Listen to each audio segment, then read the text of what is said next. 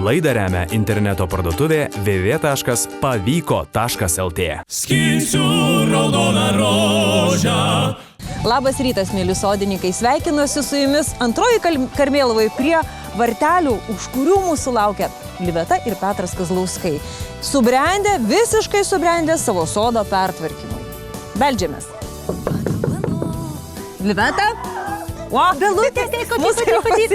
Einam, Belutė. O, svečių kiek turim. Prašom, Belutė, prašom. Belutė, teikit. Ir patikėk žodžiais manais. Kalytė Bela yra šeimininkų numylėtinė, kuris svečius pasitinka štai taip. Papūga Žakas – naujokas. Tik 2 savaitės jis Kazlauskų namuose, todėl Liveta atsargi. Jiedu vienas prie kito dar tik pratinasi. Galiu pasakyti, kad turbūt per paskutinius 15 metų tai jūs pirmi, nes buvau uždėjusi kryžių visiems, nieko neįsileisiu, sakiau, namus, jokių žurnalistų. Tai to labiau. Tave įsileidau. Skinsiu raudoną rožę, daina labai graži. Ir Rūta graži. Kazlauskų sodas visiškai atspindi jų požiūrį į gyvenimą. Čia kaip ir namuose, visų pirma yra preciziška švara ir tvarka. Liveta yra kilusi iš Šilutės vokiečių ir tvarką ji supranta vokiškai. Net ir virtuvėje, kurioje mudvi belaukdamos apželdintojos Rūtos Tipinaitės ruošėme bulvių plokštainį, buvo ideali švara ir tvarka. O apibūdindama savo kiemo stilių, Liveta sako, norėjau, kad išėjusi į kiemą pasijusčiau kaip kaime. Čia yra amšiejaus dovana.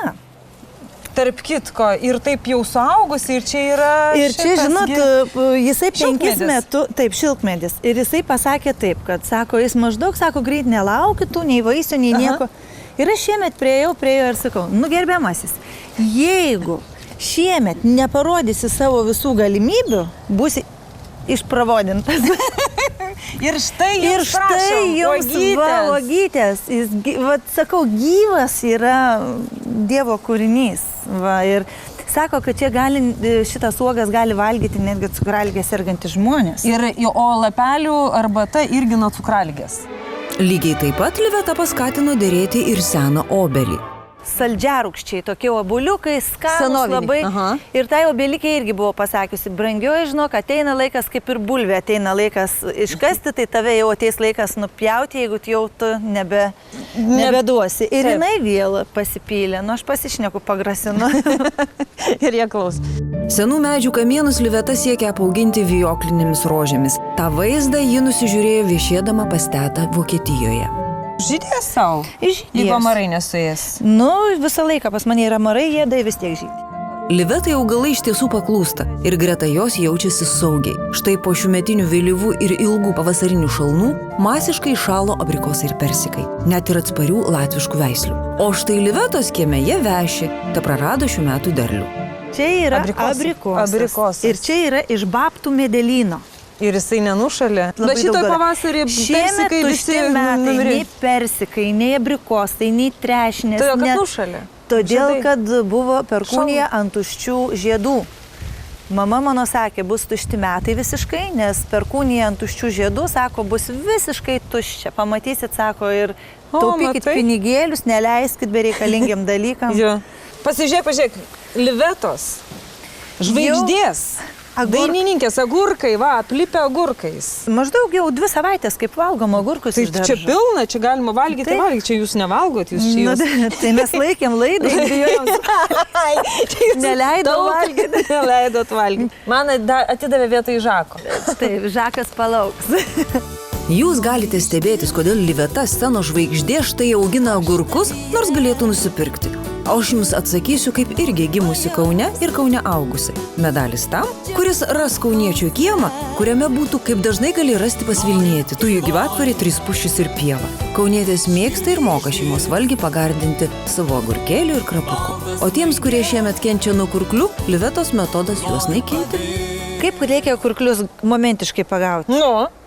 Nusipirki feirį, į vandenį įpili, radai skylę, ir pilytą skylę ir palauk. Suskaičiuoji iki 5 ir jo kurklys lekia, griaužia jam matyti akis, tai aš tik su žirklėm čekšti jam galvą ir viskas.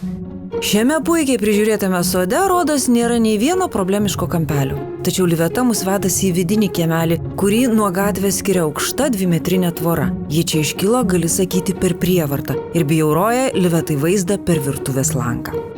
Sustoja autobusiukas, žmonės visi pažiūri, aš raviu daržę, aš jiem pamojuoju ir žiūriu, kad vieną dieną, antrą dieną, trečią dieną. Čia tos ekskursijos, kur žymybių susėda visi. O kur čia tie Kazlauskai, Karmėlavai? Vairuotojas, aš žinau, pravešiu ir praveža.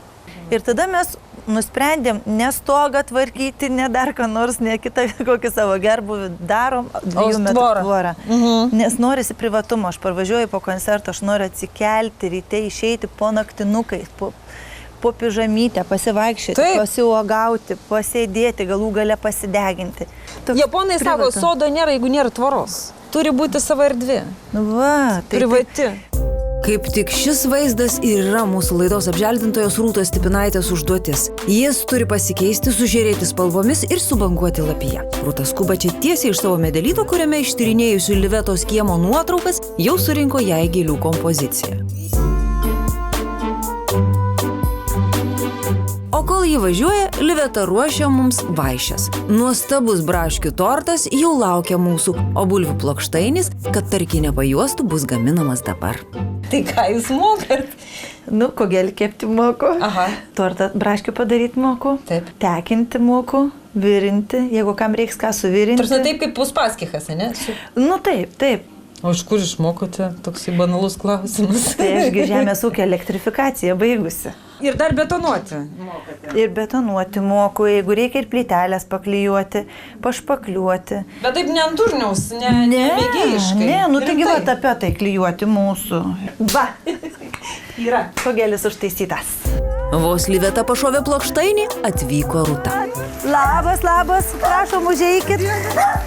Rūta atsivežė gausybę augalų, 2 spalvų pentinių, ežiuolių, raskilų.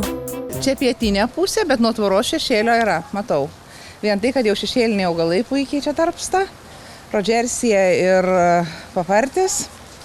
Tai mes šiek tiek atitraukę nuo tvoros, nesodinsim prie patvoros, pasodinsim, įvesim spalvų, gal taip sakykim. Kad aš noriu būti kaime. Tik pradariau duris ir turi būti iškart kaimas. Ir žaluma suteiks tą jaukumą. Šitas rinkinys gėlių, jisai skirtas kam? Pavėsiui? Sakykime, jis skirtas kiekvienam sodui. Tai įprastas universalus rinkinys, gėlės, kurios bet kurį sodą papuoštų. Ir jos yra tradicinės, įprastos, žinomos. Gal, sakykime, alūnė, raudoni lapai, va šiek tiek naujesnė gėlė mūsų gėlynams. Dabar šitoj situacijoje, žiūrėdami tą tvorą, matau didelę ortenziją šviesėje. Mėlynus pentinius čia visą kuokštą matau. Tada matau šalia, ramūnės ir tada aš ieškausi ežiuolio. Nes čia pakankamai vėl saulės, tai už pentinio tarp mėlyno ir balto perėjimas toks švelnus rožinis. Ežiuolį auginat jau? Ne. Tai va, bus ir arbatai. Kad jums būtų aišku, ką mes čia kuriame, trumpai pasidairykime po Rūtos medelyną ir pasižiūrėkime, kaip Livetos gėlynui parinktos gėlės dera tarpusavyje. Žiūriu, kad čia būtų jam tos saulės. Aš taip prie pentinio. Dar noriu vertikalaus akcento katilėlio. Čia, pat šitoj vietoj. Čia jungsiu rasakilom. O nuo čia pradėsim nuo balto heukero ir užbaigsim link rodžersijos.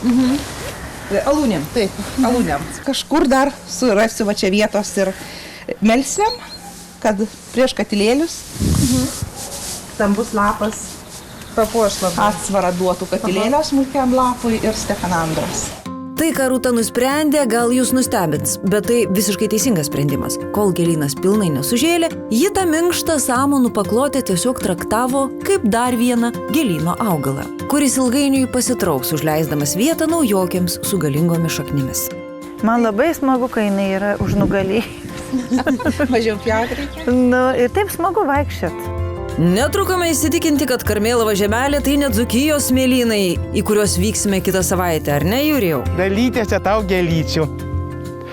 Su Ragana Grinevičiūtė kerpa. Tam, kad įtaisytume naujokės, mums teko gerokai pažaboti šią vietą šaknimis apglėbusią alyvą. Daugiamečių gėlių gėlynas tik Čelsyje vos pasodintas atrodo tobulai.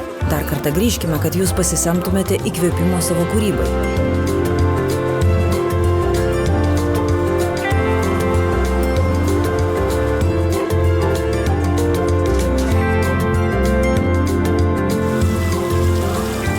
O savo kiemo realybėje, net ir sodinant po 10 augalų į kvadratinį metrą, o Livetos sode mes tiek ir sodiname, tikrą gėlyno vaizdą jį pamatys tik kitą vasarą, o jau pilnu grožiu jis stos trečią.